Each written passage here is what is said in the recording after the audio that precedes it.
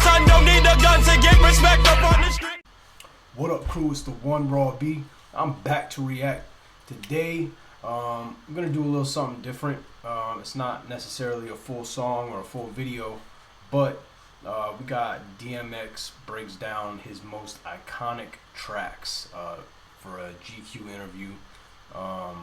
First of all, let me say that it feels good to see X looking so healthy. I feel like this is his time. He's about to come back. I can't wait for a new album to get released. I'm sure him and Swizz Beatz are cooking up something crazy. I'm just overall a very big fan of X, and just watching him go through his trials, tribulations. I went and got this book from the closet because I actually read this book quite some years ago, but it's an excellent book. It's an excellent book, and I feel like he's due to write another one. I think he could definitely, because this got released. In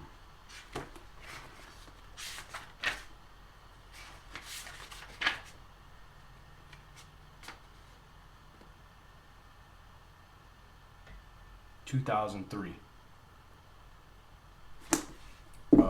So obviously a lot has happened since 2003. So I feel like he could definitely release another book with ease. And I'd definitely be interested in reading it. But let's go ahead and check out what he has to say about quote unquote some of his most iconic tracks, and we'll check it out together. We'll talk about it.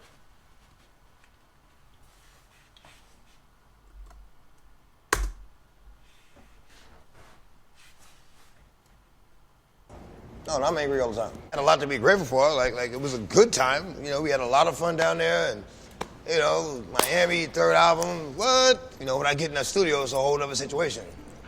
It's kind of who I am. X gon' give it to you. Wait for you to get it on your own. X gon' deliver to you. I was filming Cradle to the Grave in LA.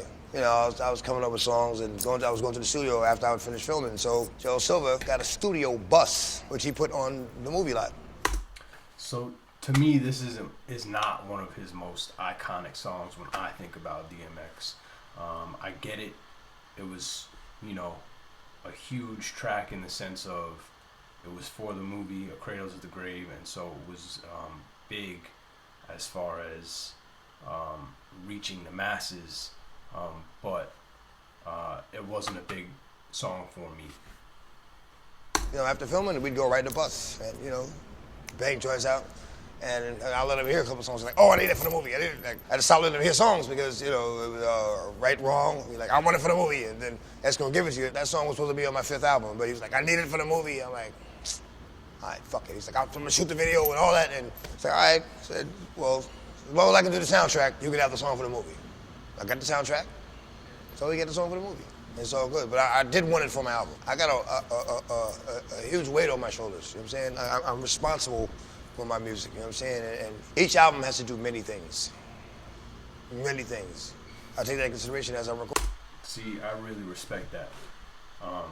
Because he's not in there in the studio just to pump another album out. He's putting his heart, his soul, and into the music, and I don't think enough people really appreciate what X puts into his music. I feel like, yeah, he's considered one of the greats, but I still feel like he's the underdog, so to speak. No pun intended. Gordon, as I'm doing it, you know what I'm saying? I don't take that responsibility lightly. Stop. Stop. I mean, obviously, the song is crazy. All right, this was his breakthrough. I don't know, because his first video was the one where he filmed it inside the tunnel.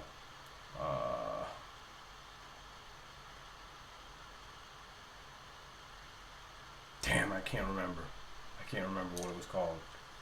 But it was off the first album too. But this one, it's just, as soon as you hear that beat drop, I mean, you know what it is. Shut 'em down, open up shop. Get at me, dog. That was his breakthrough. That was his first one. That was Swizz Beatz' first record, and that was one of the fastest songs I wrote. I wrote it in about 15 minutes, and I actually didn't want to write it. I didn't want to do that song. The beat was simple and repetitive, you know what I mean? And the flow I came up with was just like so many other songs with so much substance. I was like, the song is like fucking ABCs, like elementary. Niggas wanna die, niggas wanna die, niggas wanna like. All I know is pain, all I feel is rain. I cannot maintain with madness on my brain. Yeah, cause that it wasn't really. I mean, a lot of his songs, you know, he's going in deeper. That song is a little more simplistic, you know. So I get what he's saying there. I'm glad I did do it. You know what I mean? I listened. This was like, yo, just do it. You know, just do this. All right. And it worked out. I wrote 2 other songs that same night. I wrote "Fucking with D" and "Let Me Fly." See, now "Let Me Fly," that's iconic to me. I mean, those are songs that have substance. The same night. So it was like, all right, I can do this. Like, all right, you want it? Here, whatever. I would never revisit it because, I mean, we did a remix to it, but like, I wouldn't do another version of it because it is its own thing. You know what I'm saying? That was Wire's idea. You know, we always, you know, we fuck with the hood anyway, you know what I'm saying? So he's like, yo, we gotta get the Pikes in there and do this. And I'm like, all right, you know, let's do it. That was my second video. You know, the first video, Get At Me Dog in the Tunnel, crazy. You know what I mean? It was like, yo, we gotta take it to the streets. I'm like, all right, let's do it. What's my name? DMX and I be the best. You see the rest, they looking like they need a rest. Let me see, that was the 3rd album in Miami, recorded a joint, and I feel like the 3rd album is slept on. I feel like the 3rd album is slept on. It's a good album. It's a good album. Irv brought me that beat. Irv Gotti brought me that beat. We were almost finished with the album. He's like, yo, I got the fucking banger for you. And so they put on, I was like, whoa, come on, damn. Like, that shit's crazy. It's just like, yeah, I wrote that kind of fast too.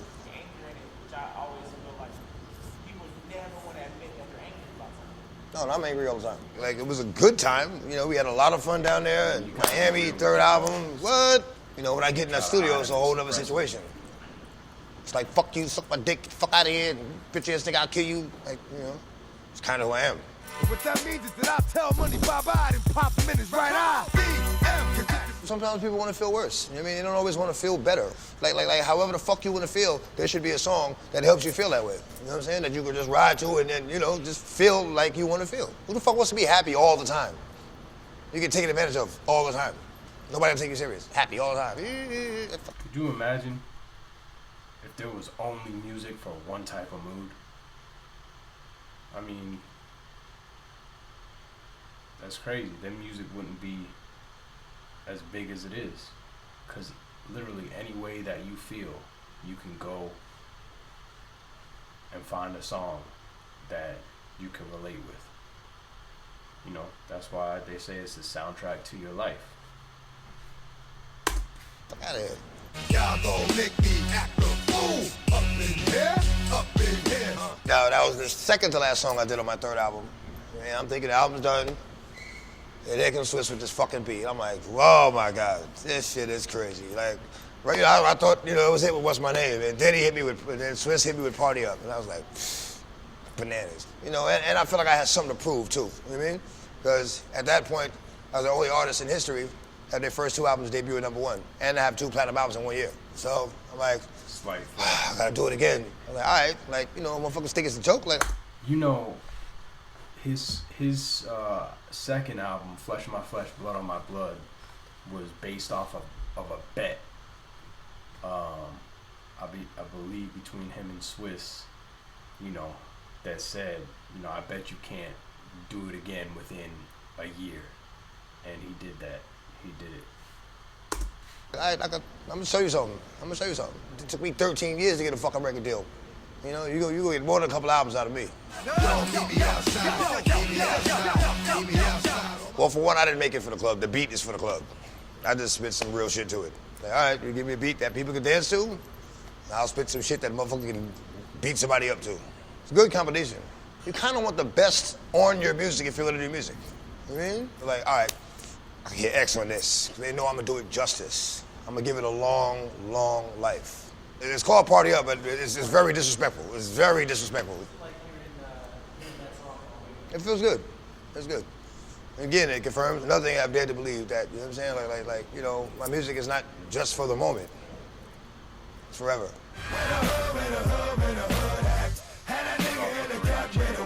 That was the second to last song I did on the Grand Champ album. That was also my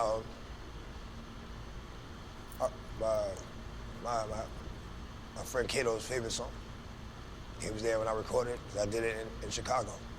Remember, D brought the beat to Chicago, and I heard the joint, and I was like, immediately, oh, what up. He's referring to his friend Kato. There's also a song, I believe, on the Grand Champ called Ayo Kato.